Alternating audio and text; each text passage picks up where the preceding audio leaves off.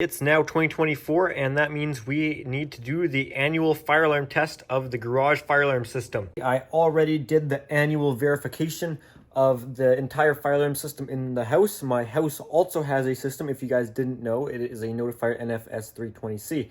Today's video is not going to be about that system. It's going to be about the garage system that is in this building and protects some other smaller buildings. So we have to do the full annual test of the fire alarm system. We're going to set off every device from pull stations, smoke detectors, heat detectors, sprinkler, all the other modules, you name it. We're going to test it all in today's video. We're supposed to use walk test in Canada, so we're going to be stacking up all of the alarms. First thing we're going to do is do our audio visual walk around, where we're going to set off the system and just check all of the sequences, like that the doors will shut and the horn strobes all work. Make sure I get the notification on my phone, all of that. I won't test tie into the house, as it isn't direct life safety. It's more of a convenience thing to be able to show the other building, because if you guys didn't know, both my fire alarm system in the house and the garage here are tied together, where if one goes off, the other one goes into supervisory.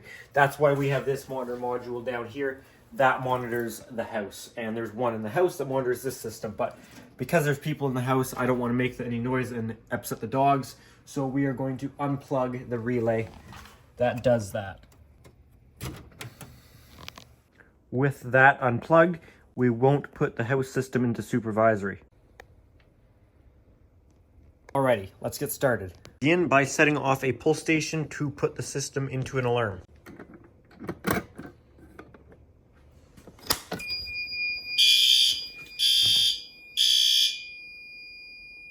I just got my text message and an email. I acknowledge that.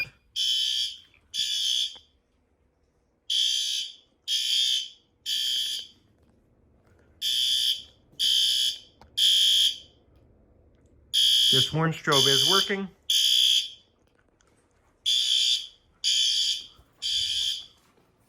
Our door let go.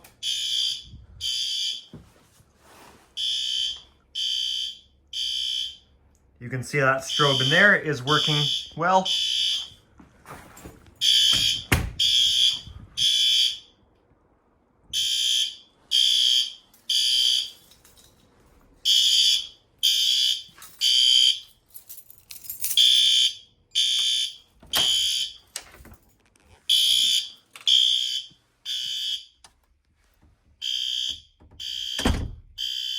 You see that horn strobe is also working just fine.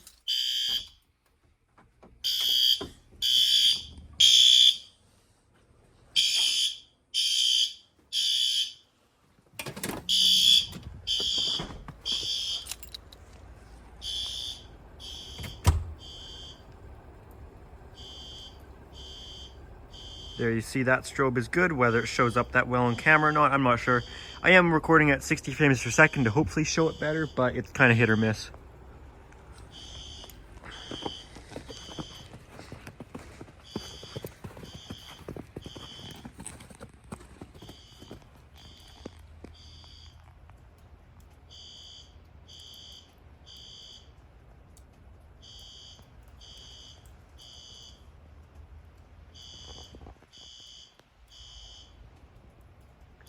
That is a blue strobe to indicate which building is in alarm or annunciator location.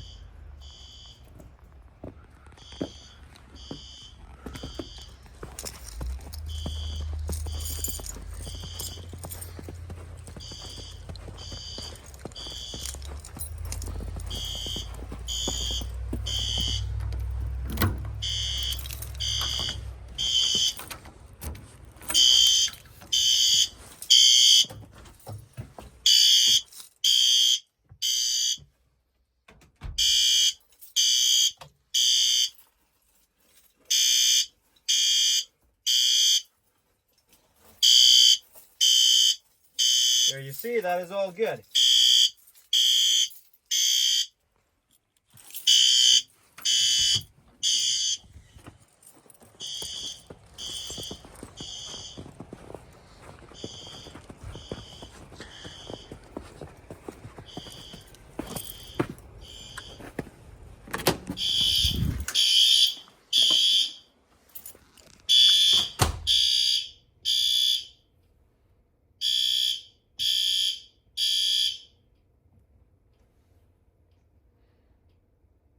I'm now going to start our testing. So I'm going to disable the NAC circuit, which I'm pretty sure I have to be reset to do that.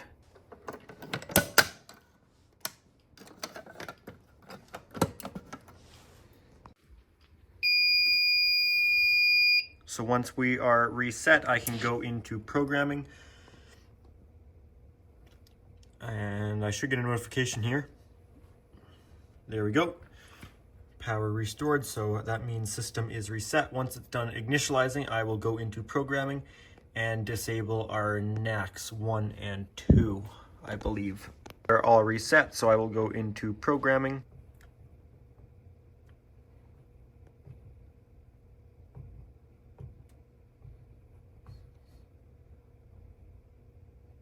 It's probably in system setup. NACs. NAC 1 enabled no, and NAC 2 enabled no. Okay.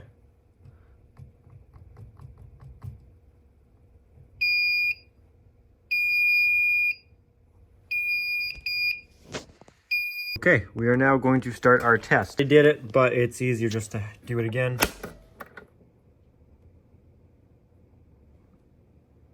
Come on. Guess we're not initialized yet.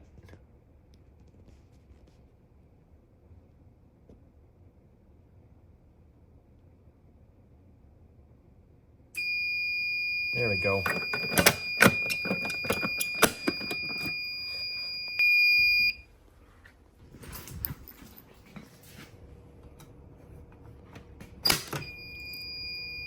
Pull station number 2. That was common space pull station. And pull station number 3 or 4, can't remember.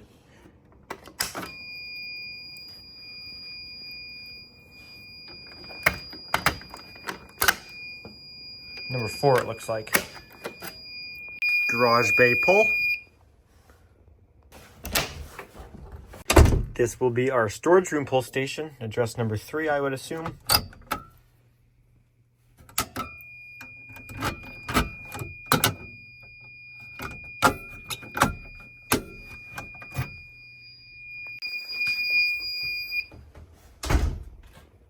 One, 2, 4, and 3. That's just the order we did them. So there's all the pull stations.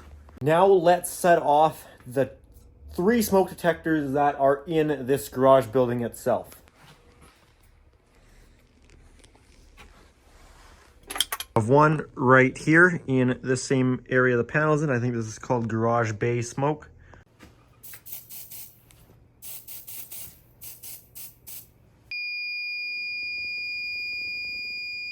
There you go.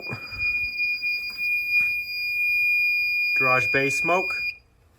Now we have a high up smoke detector up here. I think this is called common space smoke. For this one.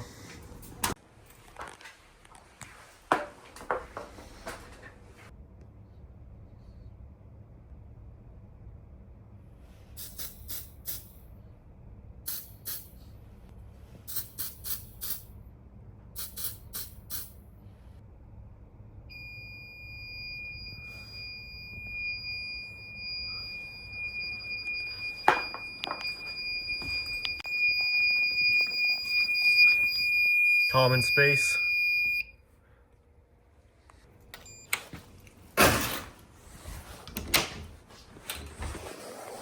This room does have a smoke detector. It was originally a heat, but there are lots of batteries and electrical equipment in here that could be charging. So I think it's good to have a smoke in here. This room over here, that like you can't even get over there. There's so much stuff going on.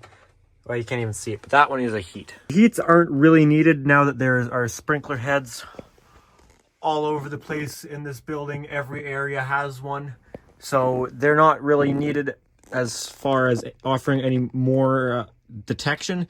Sure, they offer rate of rise potentially depending on which model, I can't remember, so that is a little bit better, but really the only advantage of them is if a sprinkler head goes off, chances are the heat detector went off too, so it can give a little bit more specific area that it went off because it's addressable. But It's a small building, so it's not a huge deal. Set off this smoky here.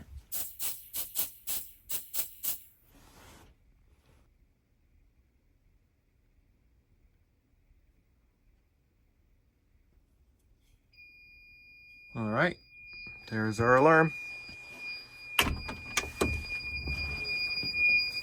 Storage room, building B, room 103.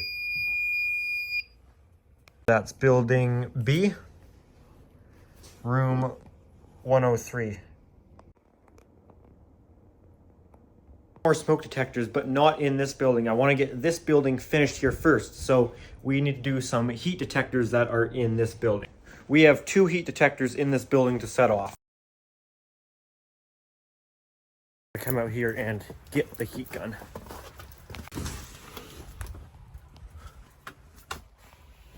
There it is. I say first we set off the bathroom heat detector. Actually, we need as much cord as we can get. Oh, and it's already on. Okay, well, let's set it off then. Hang on.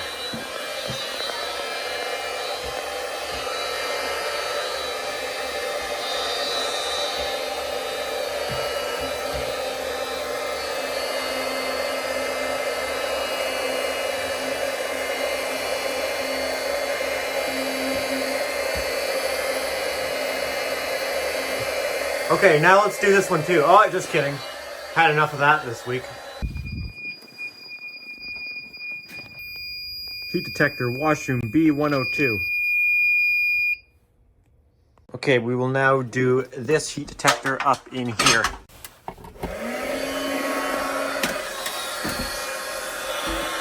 Ladder's a bit sketchy. That's all right.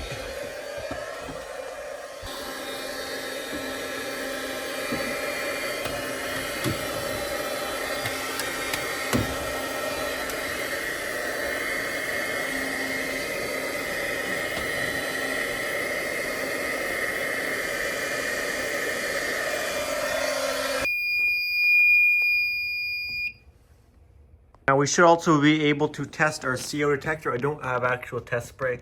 Keep meaning to get some. I will someday.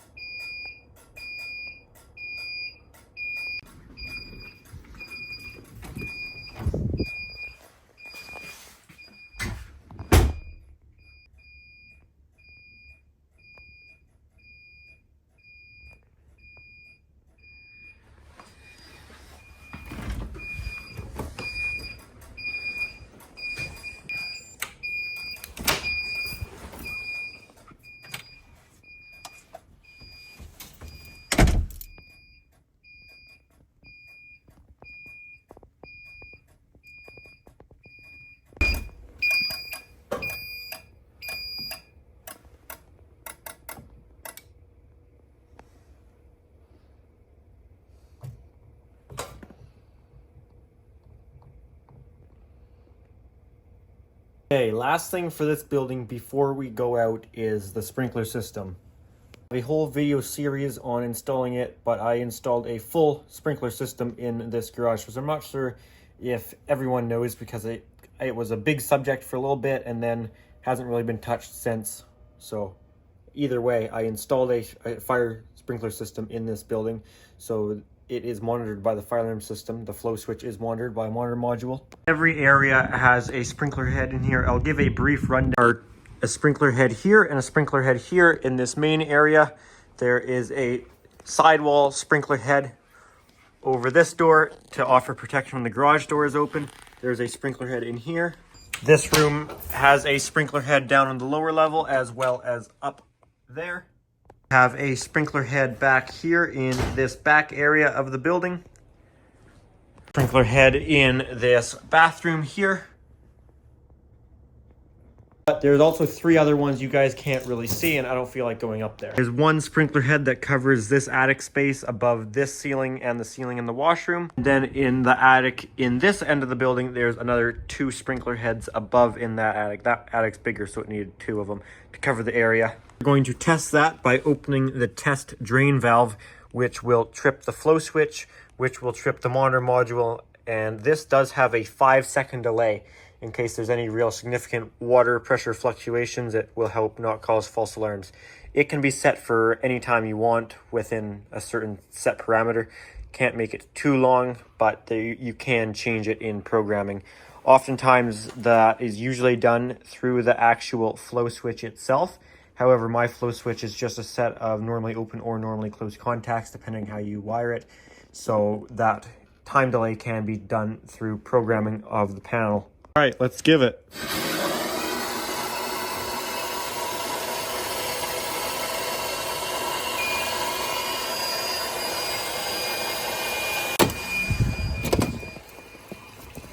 It's not all the way open. I have it just opened enough. Just enough to set the flow off.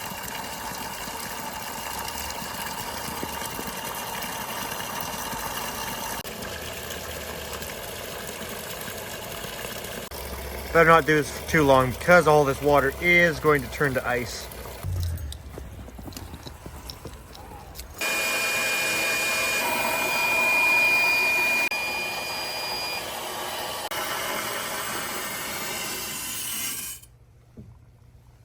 That will stabilize at probably around 60 to 70 psi. Anyone new to the sprinkler system, it is only 1/2-inch copper, and that's because this building is only fed with a 1/2-inch PEX line, which is actually more restrictive than the copper. But that 1/2 inch is fine because I'm running these K3 low flow sprinkler heads. They have a very small orifice in them, and I think it's a K4 point something, 4.2. Yeah, K4.2. So these handle the low flow. That's what they're meant for, is for a smaller supply line.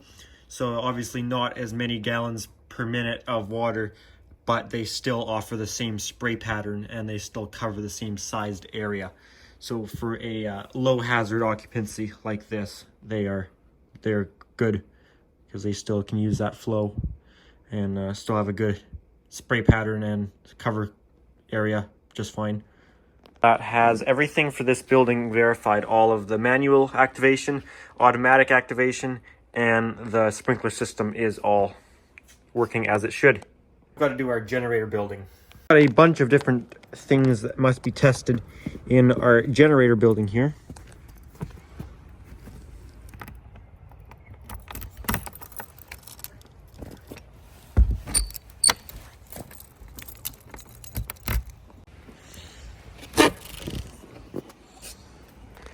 This generator building is a pretty advanced setup considering that it's homemade. There's a lot going on here, but the long story short, for fire alarm is 4 different monitored devices. We have a smoke detector, a heat detector, and a low temperature supervisory and a high temperature supervisory. Those are in the form of a adjustable thermostat that is monitored by a monitor module. That monitor module is a dual monitor module, and it does not give any alarms. It just creates auto resetting supervisories for low temp or high temperature, because this building does have a heat lamp, which is still warm, so it was obviously on recently. That's controlled by this thermostat. Oh, and it just clicked back on. And then we have a automatic damper that opens on that side and a fan when the generator is running. This heat detector has been known to cause problems with invalid replies. Every time the generator runs when it's cold out, which they do have a minimum operation temperature, but this will happen at 8 degrees Celsius if this generator is running when the fan comes on, because it brings cold air in, and then it causes problems. But it still works. I may change it one day, we'll see. Test the smoke detector first.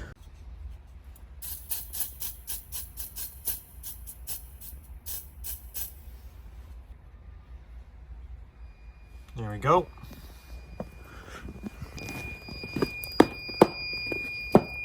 Generator building smoke. Now let's do the heat detector. Can unplug the block heater temporarily.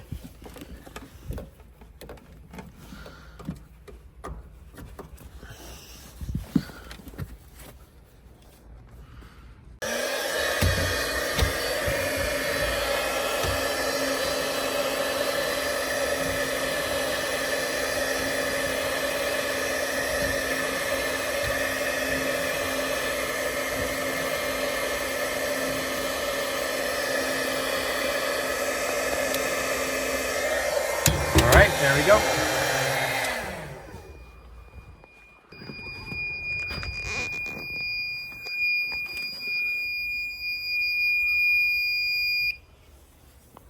High temperature and low temperature supervisory. We don't actually have to replicate that temperature. We just have to adjust the set point of when it's considered high or low on the thermostat, and that will give the supervisory. This low temp works because it came on the other night, but we can adjust the low temperature point that it's considered low temperature up, and then that will give us a supervisory. So right now low temperature comes on around 10 degrees because the thermostat's set to like 12 degrees or so we can turn it up until this clicks. Shouldn't take much, it's cold out today. There you go. And I have to leave that because it's auto resetting supervisory.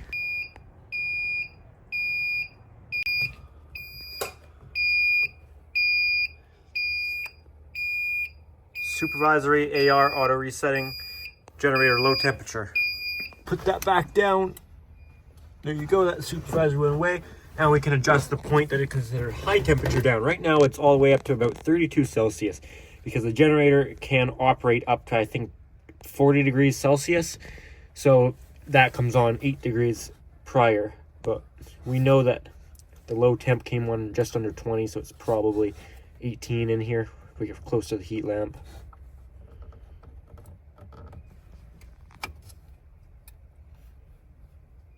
There you go.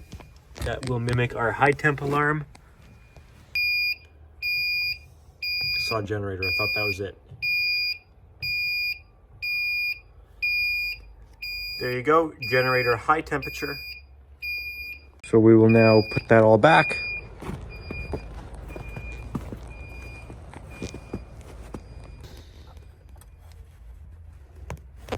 Alrighty.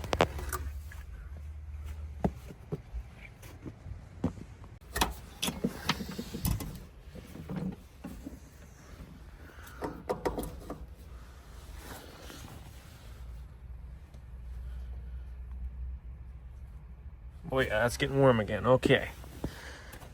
And so it's probably entered defrost. Yes, it has.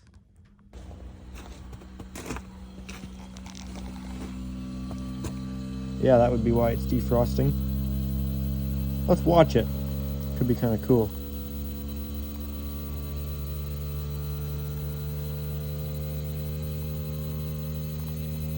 So I think it worked backwards to create heat on the coils out here.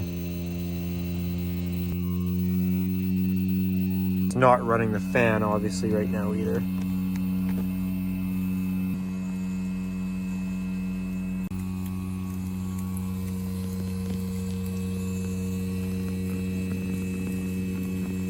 Definitely seems to be working.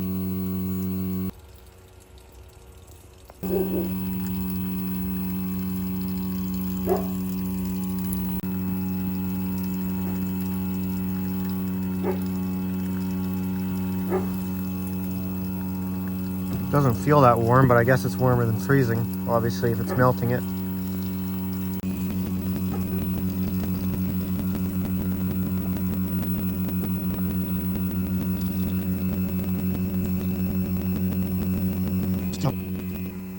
Not nearly as much steam as what comes off the real big one for the house. The big one makes a lot more steam when it defrosts.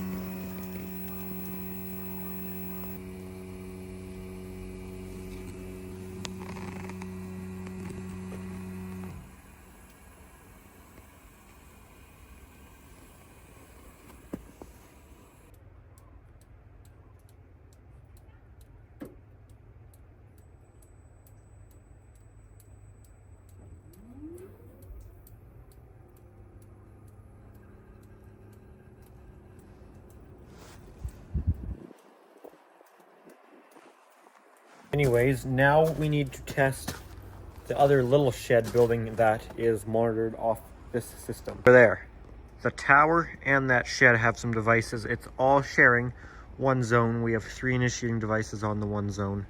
I'm going to need a screwdriver for the pull stations. For these ones, you know what, I'm just going to put it into walk test, because I don't feel like coming back all 3 different times.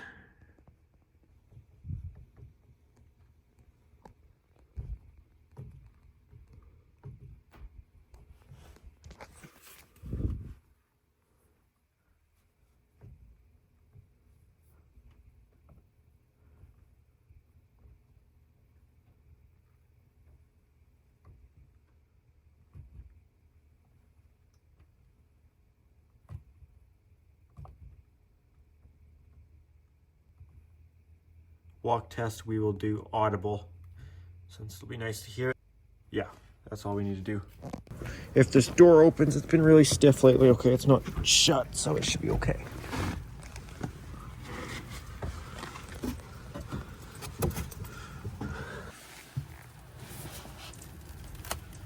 Okay, that's super frozen.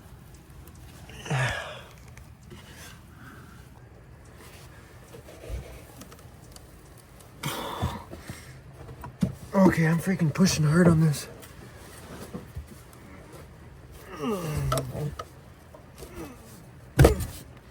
Oh, okay.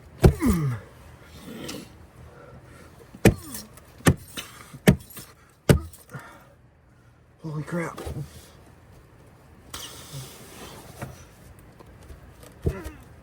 Okay.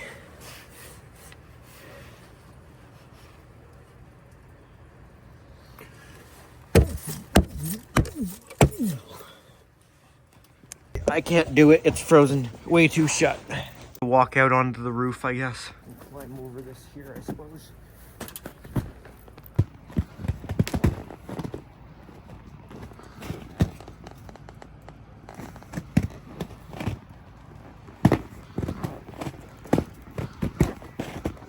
Can't see where the studs are, or the joists, but whatever. Oh, that's cold and slippery. Now my arm's in it. Oh my. Okay, it's freaking cold, but I made it up there. Okay, I thought I was falling through.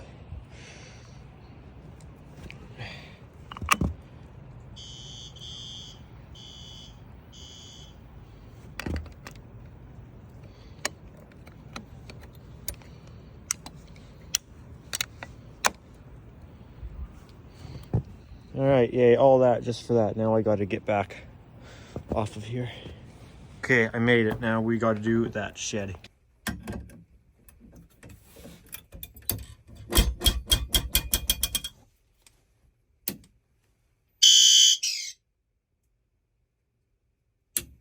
That was short, okay. Plug that heat gun in, but the receptacle is... There's so much crap in here. If this thing catches on fire, it's gonna be bad.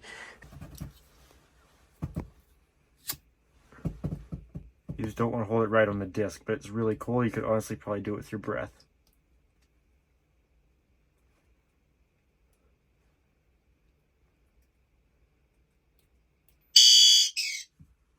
It just wipes off if you lick your finger, and then not that we care. Go, all good.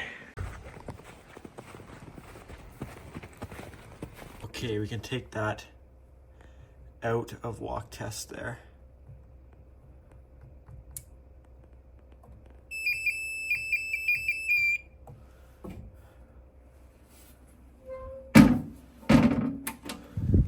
I'll put a new sticker on there. I guess I don't need this one anymore. Could keep it for the record, or I'll just stick it somewhere else. We're all back to normal. Alrighty, there you go. That now has our full fire alarm test done for this building and the house that was done before. The only thing left to do is a full emergency light test, which we'll see. I'll get to it at some point. This has already got pushed back and back for this one. I was going to do it, and then some stuff came up, so yeah. Anyways, guys, that's going to be it for this one. If you enjoyed it, make sure you give it a thumbs up. If you have any comments or questions, feel free to leave those down in the comment section. And if you do enjoy my videos, make sure to subscribe. Also, if you are interested, I do have an Instagram account at Pickle700 where bonus content posted earlier than you'd see it on the YouTube channel, that sort of stuff. Alrighty guys, thanks for watching.